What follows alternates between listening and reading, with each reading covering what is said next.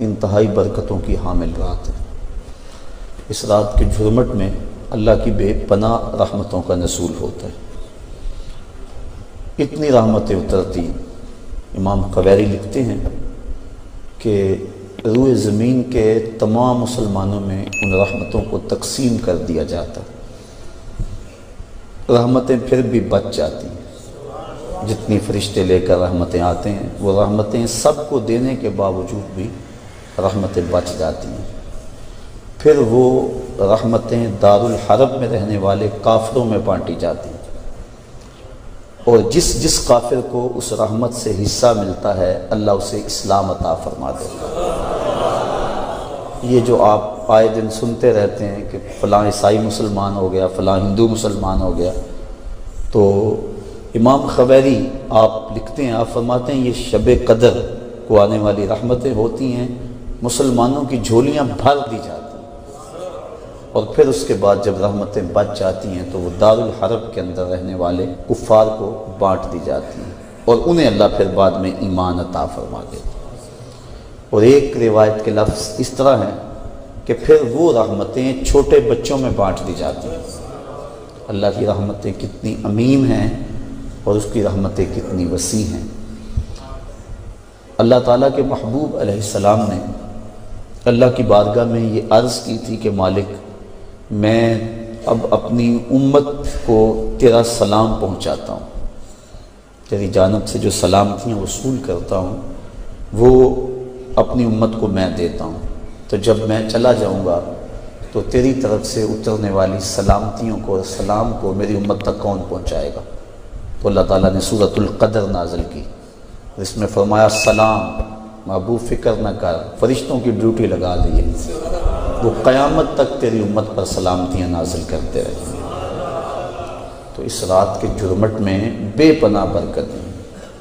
ویسے تو حدیث شریف میں آتا ہے کہ اس کو طاق راتوں میں، آخری عشرے کی طاق راتوں میں تلاش کرو، لیکن حضرت ابی بن کعب رضی اللہ تعالیٰ عنہ قسم کھایا کرتے تھے کہ مجھ سے قسم لے لو کہ شب قدر جو ہے وہ 27ویں کی رات ہے۔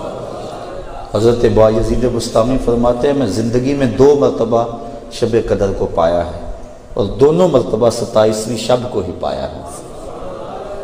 حضرت ابو الحسن ایک بزرگ ہیں، وہ کہتے ہیں جب سے میں نے ہوش سنبھلی ہے اس وقت سے لے کر اب تک ہر سال میں شب قدر کو پاتا ہوں، اور میرا تجربہ یہ ہے کہ اگر پہلا روزہ پیر کا ہو تو شب قدر 21 تاریخ کو ہوتی ہے، اور اگر پہلا روزہ جمعرات کا ہو تو شب قدر 25 تاریخ کو ہوتی ہے، اور اگر پہلا روزہ جمعے یا منگل کا ہو تو شب قدر 27 کو ہوتی ہے، اور اگر پہلا روزہ جو ہے وہ اتوار یا بدھ کا ہو تو شب قدر 29 کو ہوتی ہے۔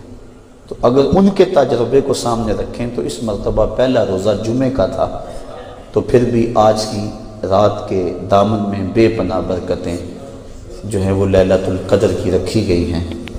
اللہ تعالیٰ جل شانہ ہمیں اس رات کی برکتیں لوٹنے کی توفیق عطا فرمائے۔ اس کی رحمتیں بازو پھیلائے آواز دیتی ہیں بندے کو کہ کوئی ہے بخشش مانگنے والا، کوئی ہے رزق مانگنے والا، کوئی ہے سوال کرنے والا، میں اس کی جھولیاں بھر دوں۔ ہم تو مائل بکرم ہیں، کوئی سائل ہی نہیں، راہ دکھلائیں کسے، کوئی راہ روے منزل ہی نہیں۔ صرف 4 اشخاص ہیں جو اس رات محروم رہتے ہیں۔ ایک عادی شرابی، شراب کا رسیہ، دوسرا والدین کا نافرمان، تیسرا قاطع رحم، خون کے رشتوں کو توڑنے والا، اور چوتھا وہ شخص جو سخت دشمنی رکھنے والا ہے، اور سخت دشمنی اس کو کہتے ہیں جو 3 دن سے زائد ہو، کیونکہ مومن جب ایک دوسرے سے ناراض ہو جاتے ہیں تو 3 دن سے زیادہ ناراض نہیں رہتے، تو جو 3 دن سے زیادہ ناراض ہیں ان کو سخت دشمنی رکھنے والا کہا جاتا ہے۔